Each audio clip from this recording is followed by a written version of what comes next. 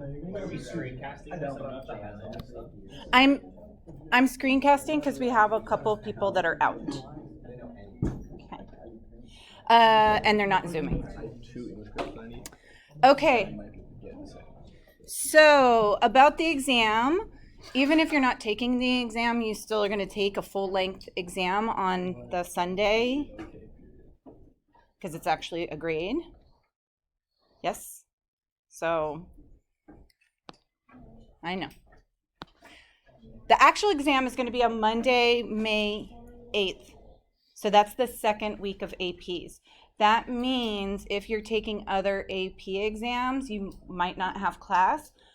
Just so you know, even for seniors, if you're going, obviously some of you are going soon, some of you are going on March of the Living, I'll still have review sessions to accommodate you guys, okay? Whether it be we can do a Zoom session, or we can do like Sundays or whatever, we can work, or after school, okay? So I'm kind of stuck here anyway because my kids are in sports, so, it's fine. So the exam is long. It's 3 hours and 15 minutes. And what it looks like, section 1 is the multiple choice. So you have 30 questions without a calculator. Okay, so you get the first part, no calculator, and then 15 questions, you need a graphing calculator. Now what you're going to find when we do the practice problems, even though there's 15 questions with a calculator, half of them you don't even need a calculator for. So it can be a little misleading. You think you might need it, but you get a lot of questions that it doesn't even help for. And then free response questions, you're going to have 2 problems with a graphing calculator, 4 problems, no calculator. Okay, we will practice the free response. They're really hard in the beginning. So what I generally like to do is assign multiple choice for homework because those are kind of easier to tackle. Did it not get printed? Okay, hold on. Did they?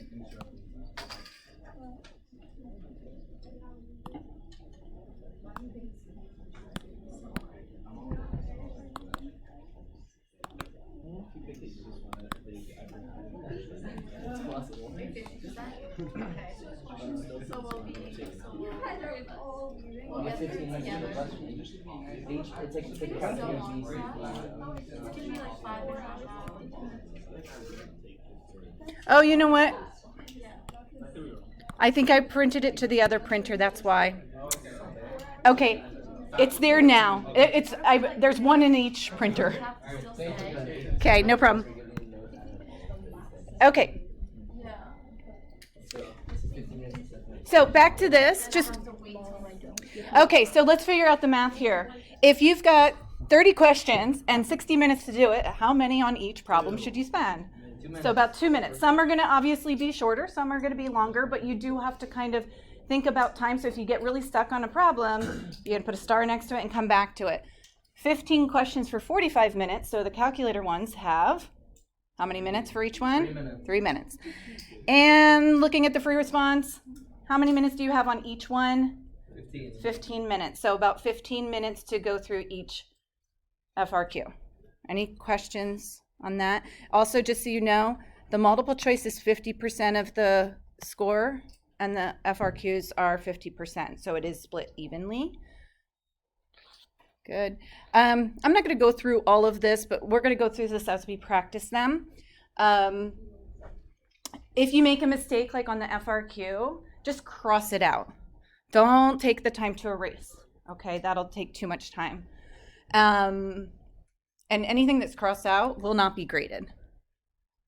Okay, so if you make a mistake, when you're doing one of those really long problems, don't try to erase.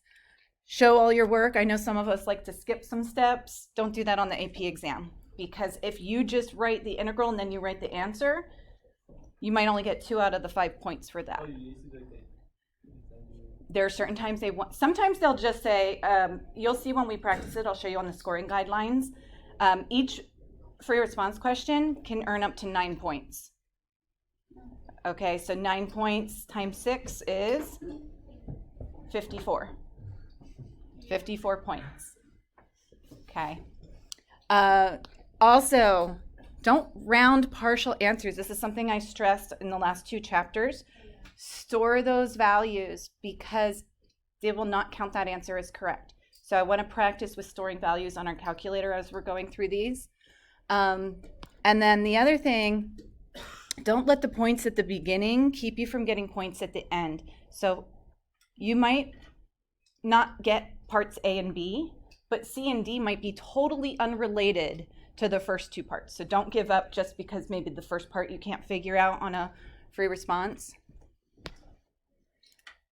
Just other little things. If you're using your calculator to solve an equation, right, meaning when we're setting it equal to 0 and looking for the zeros, right, that's how you would solve it on the graph. Always write that equation first. Show that you're solving that equal to 0. I have a question. Yeah. I know in physics, I don't know if it's similar here, but like for example, just you get the wrong answer for part A and then you use it correctly. Yes. Do you get credit for that, or is like Yes. So let me see if it has it. I guess I don't see it on. Trying to see if there's anything. I don't see it on here, but that's something I stress on your actual test. Remember when I write like COM, I call that a carryover mistake. They're not going to dock you a second or third time. So for example, if you end up with, 1 to 3 for some integral, and then you use it again later, they're only going to take off points for the first one, not the second or third one. Okay. And again, this is just saying, if you're ever using your calculator, write down what you're putting into your calculator, because they'll give you a point for that. This is obviously, make sure you've answered the question. You'll see that on FRQs. Like if they say how many people, write people at the end. Okay, don't forget your units. That's a really important part. Obviously, we're going to eliminate some incorrect answers. You noticed yesterday when I was looking at the graph and I was like, oh, if it's increasing, then the derivative has to be above the x-axis. So I can cross off this one. I can cross off this one. You guys are probably pros at that, right? Like, you know, to eliminate. Because even if you can get it down to 2, you want to guess, right? You don't want to leave things blank. Okay, they say, as I say, there's no penalty for guessing. There used to be on the SAT and AP exams, they used to take off more points for a wrong answer than a blank answer. They don't do that anymore. So that's why they want you to guess. Does that make sense? Yeah, they used to, back when I took the SAT, way back when, they would mark, so it was better to leave an answer blank than to guess wrong. Well, I'm not going to focus so much on this. We'll go back. Okay, any questions on that? I know I'm going to focus, we'll go over like multiple choice questions today. And then next week we're going to dive into the FRQs. I know the seniors did a little bit of it, but I'm going to start it from scratch. Okay. What's that? Is that good? What did you say? No, I actually didn't do that. Oh. Okay, never mind. Yes, Misha. Okay, so on the multiple choice, like, you don't have to show your work for that, right? But, like, say you do, but you still get the wrong answer. Like, will they give you partial credit? Multiple choice is right or wrong. Okay. Multiple choice, there's no partial credit for at all. They see your work. It's like a Scantron. Yeah, the scan. Oh, It's yeah, just the that's fine. They don't Scantron. even see your work. It's on the FRQ that you have lots of opportunity for partial credit. Okay, got it. Okay. All right. I'm just going to kind of skim through these. This is something for you to maybe have handy while you're doing the problems.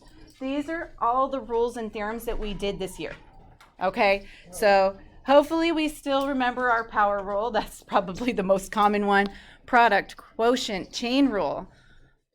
All of these derivatives, you know, maybe the cosecant and the cotangent. Oh, I just realized the cosecant is written twice. That's weird. That's okay. Not a big deal. These are not used as often, but we do need to know sine, cosine, tangent, and secant. Also, if you forget one of them, what can you do to find the derivative of cotangent? You could do 1 over tangent, or you could do cosine over sine, and you could do quotient rule, right? Yeah. Are we given a form? Like, not this, obviously. Nope. There's No formula formulas. sheet? Okay. The only formulas that are typically given are volume and surface area. Okay? Now, when I say volume and surface area, they generally won't give you a cube. They're going to assume that you know the volume of a cube is x cubed and the surface area is 6x squared. But cones, cylinders, they'll give you the formulas for. But prisms, they don't. Rectangular prisms, I should say. You're not going to have hexagonal prisms or that stuff from geometry. Okay, so hopefully all of these look familiar. The properties. Let me just go through some of the other theorems just as a reminder. So starting with continuity, how do you show, so this is all the way from the beginning of the year, so this is why I'm going over it now. How do you show that something's continuous? What do we need? Okay, you have to have f of a. It has to have an existing value. The limit exists, and the limit has to equal the actual value, right? When I say this part here also implies what? The limit from the left is the same as the limit from the right. So when it says it exists, it's saying not only does it exist, but it's equal to the same thing from the left and the right. Okay. It's also listed down here. There's just a different way to write it. Good. So that's continuity. Intermediate value theorem. What does that say? So if you have, there's really only 4 theorems, guys. There's only 4. Intermediate value theorem is technically one from pre-calc. What's that say? It's like there has to be values in between the. Right. It takes on every value. When it says every value, that's a y value we're referring to. Okay, so between A and B, if I have these 2 points, it's got to take on every y value in between there. Now, could it take on more than the y values? Sure. Like this one goes below and above, but we know that it has to hit here, here, here, here, and so on. Not x values. Well, the x values are that's the interval, and then it's got to take on every value between f of a and f of b. Remember, these are the y values. Good? All right, limits of rational functions. This should all look familiar, right? If the degree on the bottom is bigger, then it's equal to 0. If the degree on the top, then if it's bigger, then it does not exist. And if they're the same, ratio of the leading coefficients. Remember, these are your horizontal. These are your horizontal asymptotes. Remember, as x approaches positive or negative infinity. Yes? Is 2 just DNE or DNE slash infinity? It would be DNE / it could be negative infinity or positive infinity. Okay, generally speaking, on a multiple choice, they'll either put negative infinity or positive infinity or does not exist. They won't put both. The reason I have you practice DNE / infinity is you don't know what's going to pop up on the multiple choice. So that's why I want you to recognize, like, they'll never have like A, DNE, B, positive infinity. They won't do that to you. It'll be one or the other. So you just have to recognize which one it is. So that's why I have you practice doing both, so that when you do get that answer and you think it does not exist, but does not exist isn't one of your answers, but positive infinity and negative infinity are one of your answers, you need to be able to figure out which one it is. Okay, vertical asymptotes, are we good with these? These are, right? If you get positive or negative infinity, that's a vertical asymptote. Above, this is when we approach infinity. That's what I would just listed. Ah, this one we just learned, right? L'Hopital's rule. So that one should be fresh in our minds. Okay, average versus instantaneous rate of change. Average is the slope of the secant, right? So f of b minus f of a over b minus a. I put a quick note here. If I say, what's your average velocity? What do I use? The position function, right?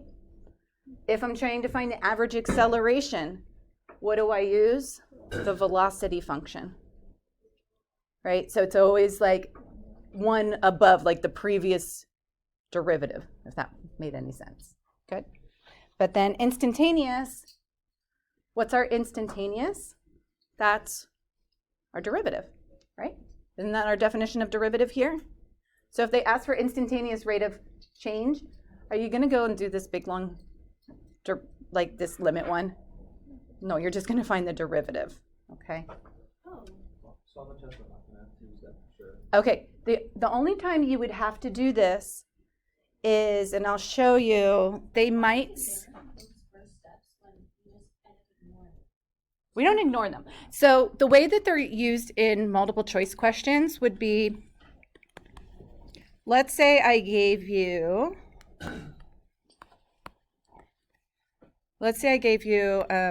natural log of 3 plus h minus natural log, whoops, all over h. Can you like Okay. recognize that it's ln of x is the Right. So now technically you could do L'Hopital's rule here, but that's not the objective. The objective is to recognize, oh, this is a definition of derivative. What's my function here? ln. Natural log of x. So what's the derivative of natural log of x? 1 over x. And what am I evaluating it at? 3. So in a way, the multiple choice, you're working backwards. It's actually easier. Okay. Also, if it is an FRQ question and they ask you to use the definition of limit or definition of derivative, then you have to use this one or this one. Occasionally it comes up on a free response. Okay, good. We already know this. Find velocity, derivative position, find acceleration, derivative of velocity. Okay, here's our second theorem. Mean value theorem. It's got to be continuous and differentiable.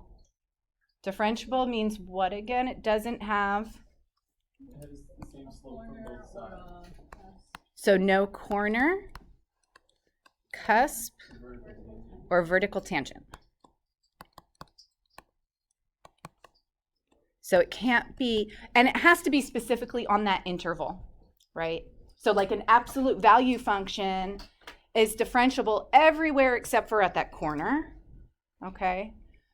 And what's the mean value theorem? This is when we look at the derivative is equal to, so instantaneous rate of change is equal to average rate of change. What's that? I always forget how to do these ones. It's like you just find the derivative and you set it equal to like that. Yeah, so let's say my function is x squared, and I want to find maybe my interval is 1 to 4. So can I find a place where the instantaneous velocity is equal to the average velocity? So you'd set like 2c. Yeah, so what's the derivative? to 2x. 2x. So 2c would have to be equal to 4 squared minus 1 squared over 4 minus 1. And you solve for c. And then you solve for c, right? So you could solve for c. C is an x value. C is the value, and you want to make sure the value ends up being between 1 and 4. So let's see, what, 16 minus 1, 15 over 3, 5 halves. Okay, and then if I asked you where does it reach that value, what would you do? Plug it in. So plug it back in, 25/4. Okay, Why do you have to change? Can you leave it as x? Is that- you can totally leave it as x. Good. Okay, extreme value theorem. This is continuous, again, closed interval. States it has to have a maximum and a minimum. Where can those maximums and minimums occur? At an endpoint or critical points? Critical points sound, got it? That's, oh, just double check. This is all from your notes, by the way. I just tried to like condense it all into one document so you have it handy. Make sure the critical points are in the domain. How do we find it? F prime has to be equal to 0 or does not exist. And then again, evaluate f of x, not the derivative, at each of those points. Again, largest value has to be absolute maximum, and smallest is the absolute minimum. Increasing, decreasing, we're fine with, right? Derivative has to be positive. When you're justifying it in on the test, don't say slope is positive. They won't give you points for that. Does it anywhere say slope of something is positive? We want to use the symbols. We want to say f prime of x is greater than 0. That's what justifies something increasing. So don't say positive slope or negative slope or 0 slope. And okay, first derivative test, we know this. This is where we do like the number line, right? And we like do plus, minus, plus, and we look for, right, where it goes up and down. That's how we tell whether it has a maximum or minimum, right? Just that's as an example. Concavity we're good with. That has to do with second derivative. So second derivative is greater than 0. Second derivative is less than 0. Concave up, concave down. How do we know if there's a point of inflection? Changes. Yeah, it's got to change. So first of all, it's got to be equal to 0 or where it fails to exist. And then we have to see where it changes from positive to negative or negative to positive. Now, some of these also are theorems, but we really just define like the main 4. So that's why I put theorem in parentheses here.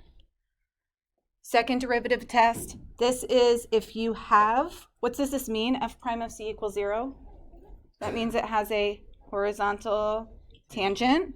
So if it has a horizontal tangent and the second derivative is less than 0, like that, then that has to be a maximum, right? So if it's concave down and you have a horizontal tangent, this is a maximum. And then the second one is, well, what if it's a horizontal tangent, but it's concave up? Then you have a minimum. Just a couple of other. These are, again, if it's differentiable, it has to be continuous. How about linear approximation, tangent line? We did that yesterday on the multiple choice. I went over one of those. Don't get the words, like, don't let the words overwhelm you. Linear approximation, tangent line, it's just the equation of a line, right? Y minus y1 equals m times x minus x1. Is that linearization? That's linearization. It's just y, well, this they have it, y equals y1 plus m times x minus x1. That's really all that is. And the m is your dy dx, right? Your derivative. Again, I know it looks confusing when you see it like this, but just think back to point slope form. Inverse functions, there's usually like one of these multiple choice that most people miss. This is the one where the x and the y are switched, and then you do 1 over the derivative of the original function to find the inverse function.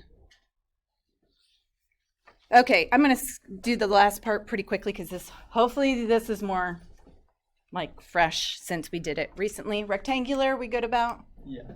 Left, right, midpoint. Trapezoidal? Yeah. Good. Our fundamental theorem of calculus. Okay. We seem to always, what does this one mean again? Something about x. Okay. Put the x in and then it's fine. Something about, okay, the derivative of the integral gets us back our original. Using chain rule if necessary if it's not just x in the upper limit of integration. Like if it was 2x, then it would multiply by 2 at the end. Yeah, what is like reverse chain rule? Reverse chain rule is u substitution. Okay. What? Reverse chain rule is our u substitution. Okay. Did we forget? It's pretty memorable. Like, Honestly, like, Oh no. One. no, no, no, no. Top one, right? Chain Top rule one is counts like AD less. the use of Honestly, yeah. like this. This is a composition of functions, right? So I taught you a shortcut. You could make u equal to 2 theta, right? Or if you remember the shortcut, you could just do sine of 2 theta over 2. Or you use u substitution and make u equal to 2 theta and go from there. Okay, fundamental theorem is this one. When you do the integral of the derivative, you get back the original, and then you evaluate it from b minus a, right? Okay, this is just more of the same stuff that we've already talked about, just slightly different notation. Let's see, how are we doing on time? We're okay. Hopefully, again, this is stuff that we've been doing all year, right? When is velocity moving in a negative direction? When it's less than 0, right? When is it moving in a positive direction? When it's greater than 0. How do we determine speeding up, slowing down?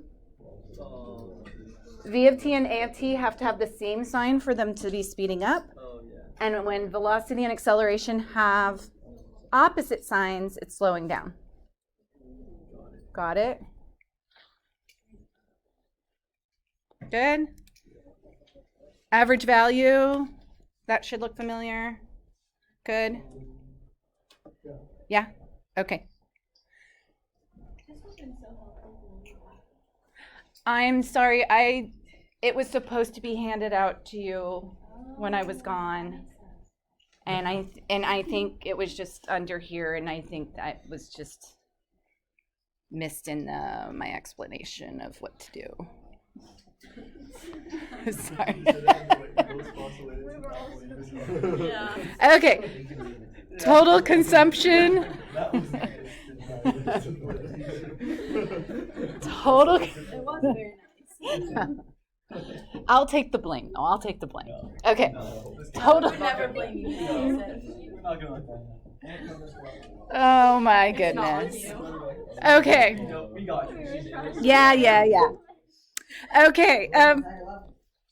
We know all this stuff, right? This is this is top minus bottom. And then if it's in terms of y, it's right minus left.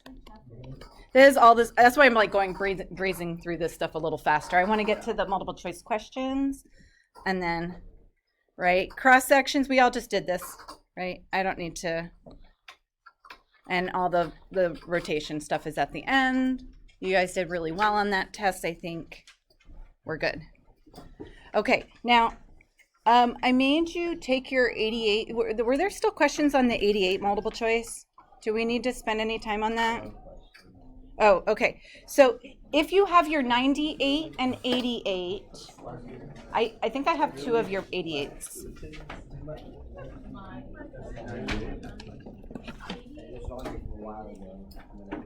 I'd never seen. I have yours. Okay, Jake, you had a question? Yeah, Number 30. No,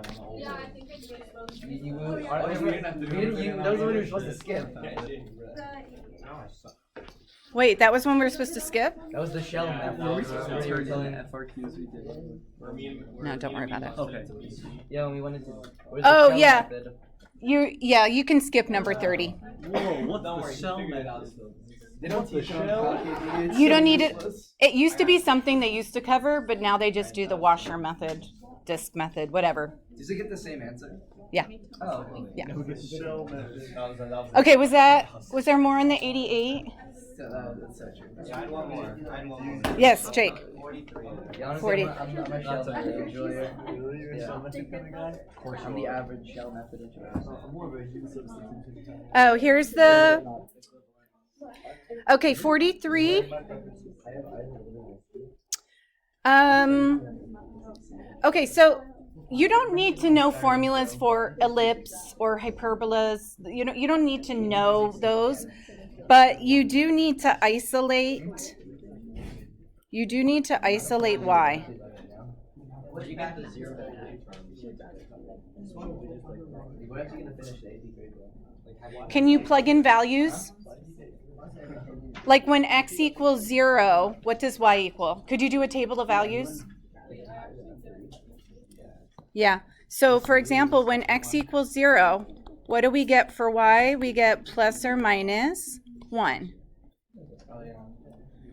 What do we get when y equals 0? When y equals 0, we get x is equal to plus or minus 3. So hopefully just plotting those points. Listen, they don't ask this much. They don't really ask these questions anymore, but they did tell you it was an ellipse. And what I would do is I would make x equals 0 and y equals 0 and make a little sketch. Just like if it was a circle, right?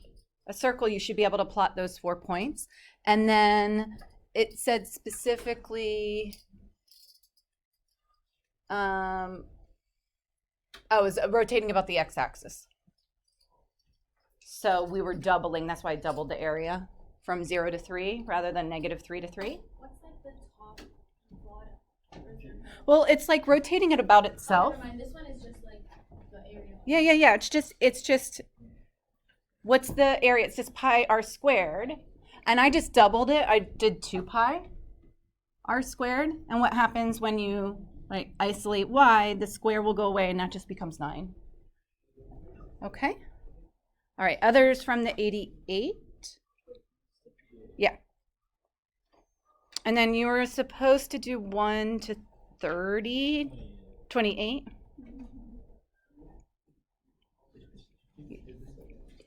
You did it. But I didn't go over, I just went over a few questions. Abby, you had questions yesterday we went over, right? From the 98? We had 27. Yeah, I think on the we're board that we Oh, you're right. We could go for number 1. Okay, so let's take a look. Number 1. Oh, was there a question on number 1? You. Oh, sorry. Do first derivative, second derivative, set it equal to 0. Okay.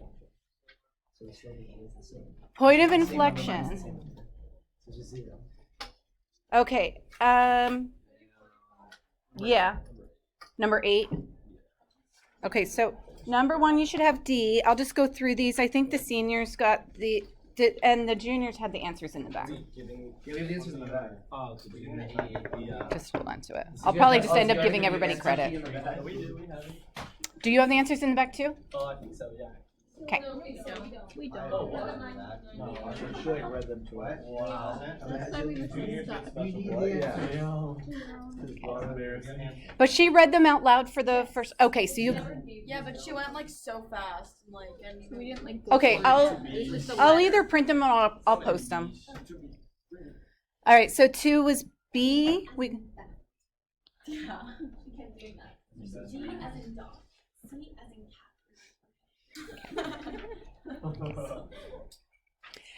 3, we got a half.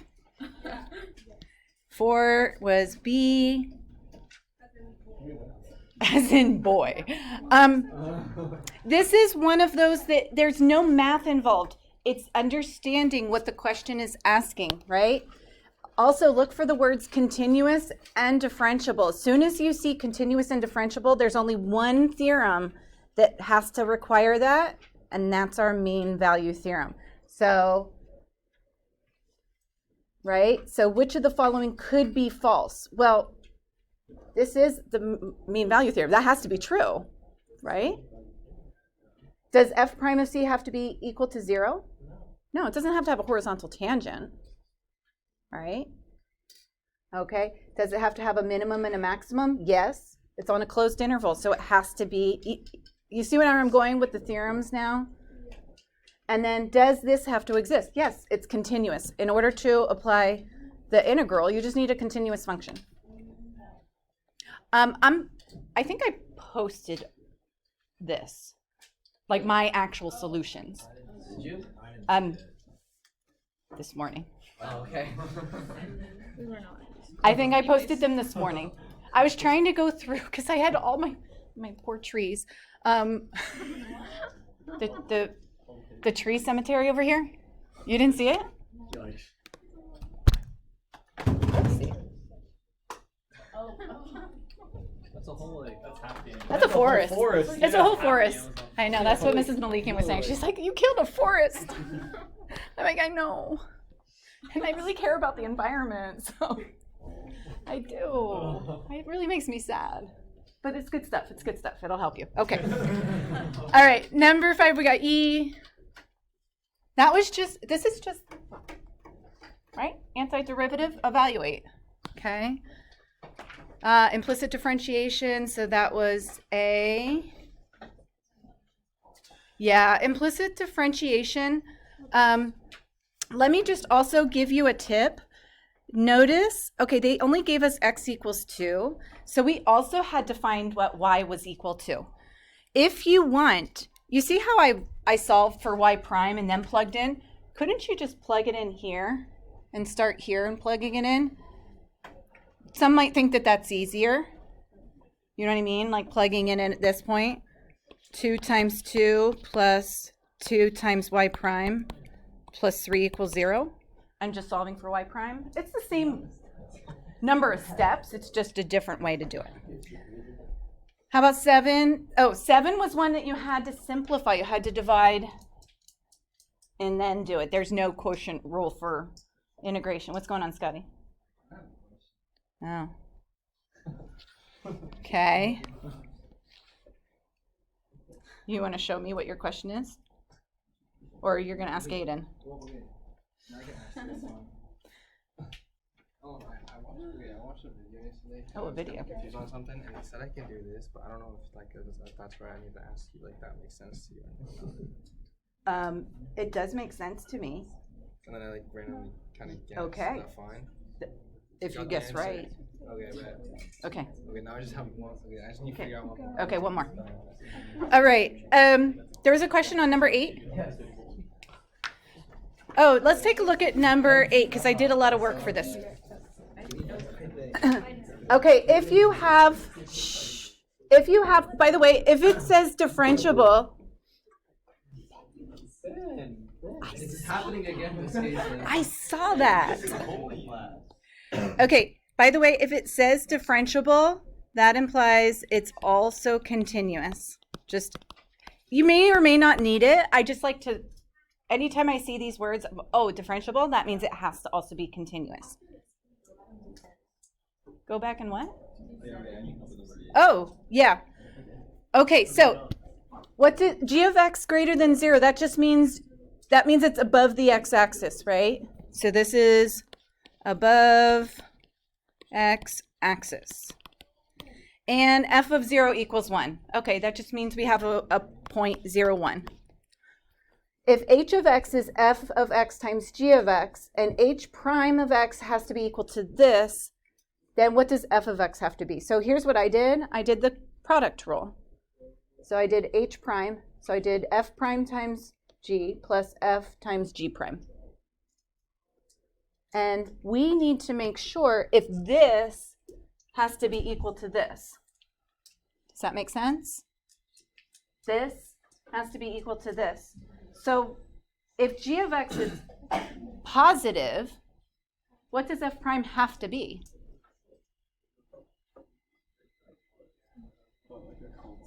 F prime has to be equal to 0. That means f of x must be a constant. Because this is our zero product, like, okay, remember way back when you would do factoring and you would be like this?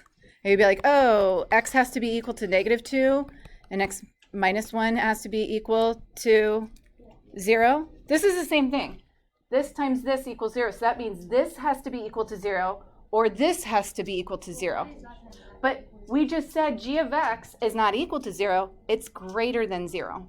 That tells us f prime is the one that has to be equal to 0. And so, Well, why does f prime of x times g of x have to equal 0? oh, from this formula, do you see this? Oh, because you, so you can. Yeah. How do you, Do you see? go from that step to the next step? Oh, right. These cancel. You see that? Is it okay if I just like tried it out? Sure. You can also do some kind of guess and check work and like, or just looked at it as like what's the obvious. You just you just like know that some of them You just know. are wrong. Like you can just tell if some are wrong. Okay, so yes, sometimes you'll see on my solutions, I write like a whole explanation of why it has to be true. You're obviously not getting any work for partial credit on the multiple choice. So it's okay if you just kind of figure it out like intuitively or working backwards sometimes. Like if you're trying to find a derivative, or if you're trying to find an integral and you do the derivative of all the answer choices and you get the answer that way, it still works. Okay. And could you say one more time why g of x couldn't equal 0? Oh, right here. G of x is greater than 0. So that means if you have the product of two things, one of them's bigger than 0, then that other piece has to be equal to 0. Go back and What's that? go back and 7?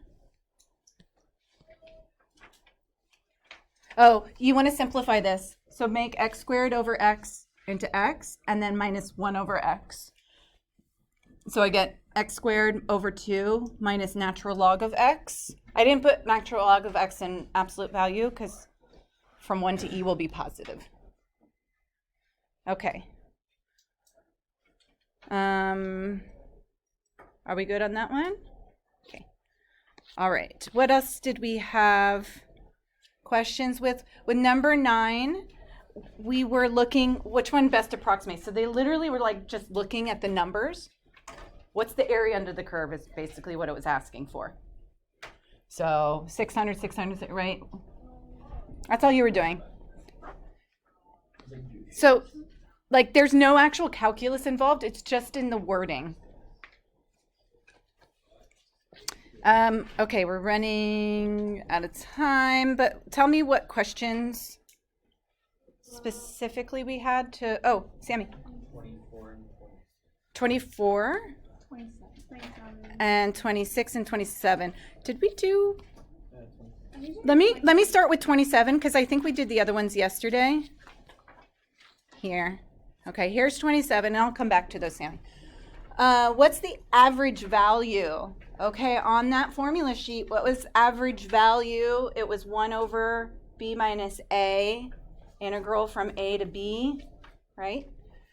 So 1 over 2 minus 0 from 0 to 2. What does this require? A u substitution. What am I going to make u equal to? The x cubed plus 1. So du is 3x squared dx. I have a 1/2 out in front. I got to compensate that 3 by also multiplying by a third. So that's how I got the 1/6 out in front. I also changed my limits of integration because then I don't have to go back to the original. So I get u to the 1/2. 1 over 2, because it's 1 over b minus a. 1/2. And then here's the 3, so I have to compensate by multiplying by a third. Why is it 1 to 9? Why is it I changed the limits of integration. What happens when you plug in 0? You get 1, and plug 2 in, I get 2 cubed plus 1, changes that to 9. And then here, oh, also, whenever I have coefficients, multiply those out. Do 2/3 times 1/6, change that to a 9th, and just evaluate this rational exponent. It's so much easier to do u to the, right, 3/2 with 9 and 1. I don't get where you got 9 and 1. Here. But that's 5. Oh, it's cubed. Never mind. Yeah. Wait, I still don't get the 1/2. Yeah, why did 1 over b minus a. 1 over b minus a. Okay, guys. Oh, my Budapest, I have some lovely papers for you. Okay, so continue on the multiple choice for the weekend. I don't see you guys till Tuesday. We don't have any more zero period, but I think what I might do, if you have a lot of questions, I'll be here like 15 minutes early, just because I want to make sure that we stay